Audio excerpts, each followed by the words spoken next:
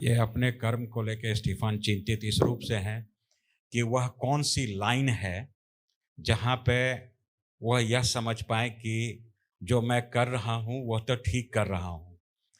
वह कौन सी लाइन है जहाँ से कर्म का निर्माण हो जा रहा है कि मैं किसी के साथ गलत कर रहा हूँ या किसी को नुकसान पहुँचा रहा हूँ।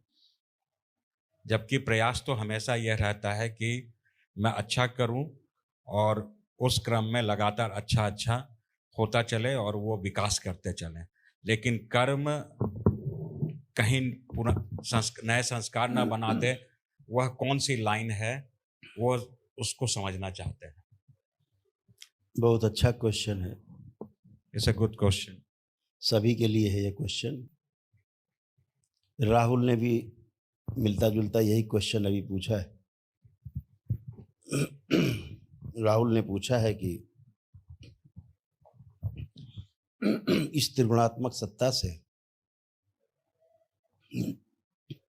हम बाहर कैसे जा सकें? कैसे हम अपने कर्मों के प्रभाव से बच सकें? कैसे हम सतोगुण से भी पार जा सकें? बहुत अच्छा।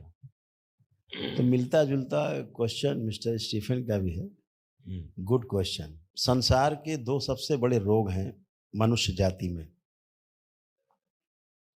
मनुष्य जाति में इसलिए कि मनुष्य के पास अपने कर्म करने की स्वतंत्रता के साथ-साथ उसकी कल्पनाशीलता भी है। वाह! यह मनुष्य को, मानव को विशेष बनाती है सभी जीव-जंतुओं से। मनुष्य को छोड़ करके किसी भी जीव जगत में, जीव-जंतु में, किसी भी अवस्था में कल्पनाशीलता और कम कर्म करने की स्वतंत्रता नहीं है। जैसे आप कल्पना करते हैं कि हम 10 लाख पौधे अपने जीवन काल में लगाएँगे। ये कल्पना मनुष्य कर सकता है। यह कल्पना कोई जीव-जंतु, पशु-पक्षी नहीं कर सकता। ये कल्पना आप कर सकते हैं कि हम ऐसे लगाएँगे 10 लाख, तो उससे धरती पर खुशहाली आएगी, हरा-भरा होगा और हमारे लिए ऑक्सीजन तैयार होगी और वातावरण की जो कार्बन डाइऑक्साइड है, वो पौधे ग्रहण करेंगे, उनके काम आएगी। ये कल्पनाशीलता है आपकी। उसी कल्पनाशीलता के आधार पर आपकी कर्म स्वतंत्रता है कि आप इतने पौधे लगा सकते हैं। लगाया, आप लगा भी सकते हैं।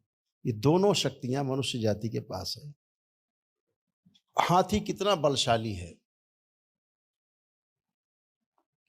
लेकिन एक पौधा लगा नहीं सकता कभी।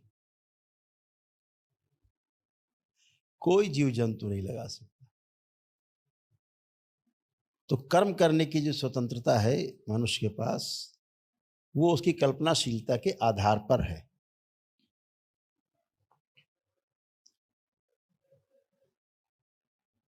आप जब कर्म करते हैं, तो उसका भोग बनता है।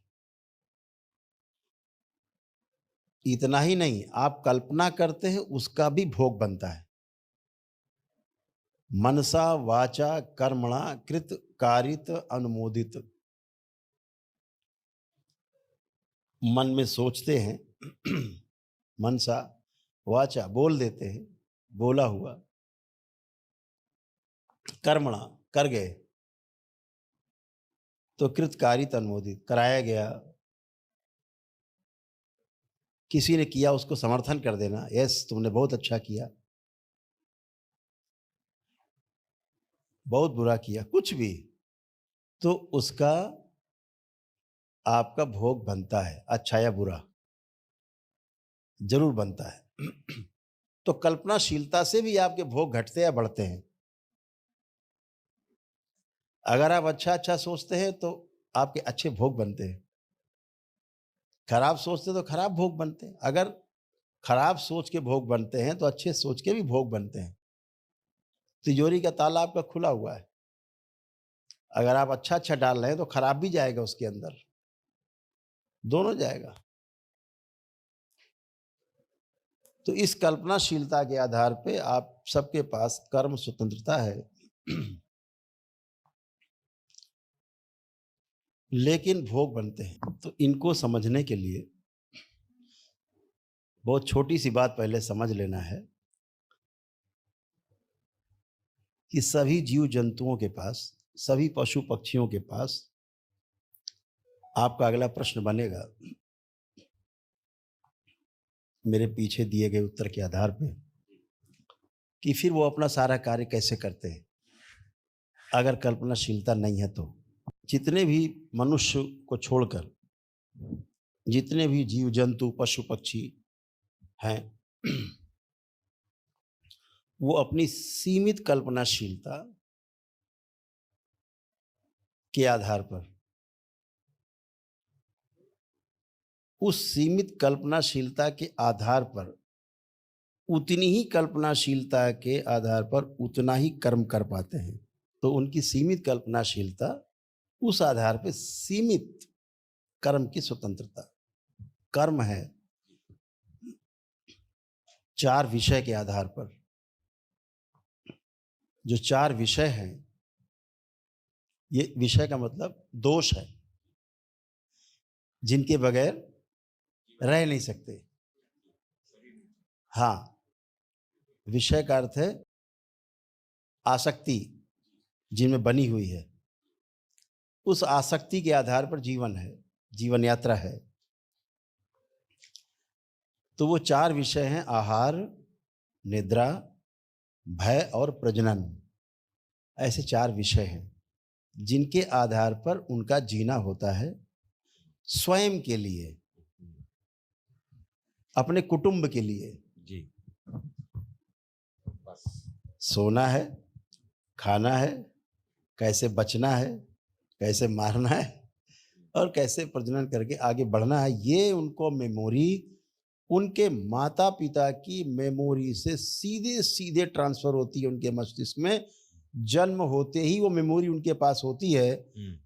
कैसे भोजन करना है, क्या भोजन करना है, निद्रा कैसे लेनी है, किससे बचना है, भय बचाने के लिए, बचने के लिए, और कैसे प्रजनन करना है। ये मेमोरी लेकर के पैदा होते हैं वो। ये उन्हें सिखाने के लिए कोई टीचर नहीं आता। ये जितना भी कर्म है वो स्वयं के लिए है, सिर्फ अपने लिए है। लेकिन मनुष्य जब पैदा होता है तो वह जीव जंतु नहीं है, पशु पक्षी नहीं है। वह स्मृति लेकर पैदा नहीं होता। स्मृतियां उसको बनाई जाती हैं पैदा होने के बाद। जहां वो जन्म लेता है, जिस अवस्था में रहता है, जिस कुल में रहता है, वहाँ के जो संस्कार हैं वही उसमें आ जाते हैं। धीरे धीरे करके उसको स्मृतियाँ दी जाती हैं। उसके पास स्मृतियाँ, जो मेमोरीज हैं पिछले जन्मों की, वो संग्रहित नहीं है, स्टोर नहीं है। जैसा जीव जंतु में पहले से मेमोरी स्टोर है, ऐसे मनुष्य में, मानव में कोई मेमोरी पैदा होने के समय से स्टोर नहीं होती है, सिवाय रोने के। जी। रोता हुआ मरता है तो रोता हुआ पैदा होता है। बहुत अच्छा गुरुदेव। मरते समय की जो स्मृति है, जी, रोते हुए हाय सब छूट रहा है, हाय हाय हाय। तो जन्म लेते समय वही वाला पहली स्मृति, हाय हाय रोना चालू, बस केवल बोल नहीं पा रहा है, भाषा है नहीं, भाव। मनुष्य को शिक्षा संस्कार की आवश्यकता पड़ती है।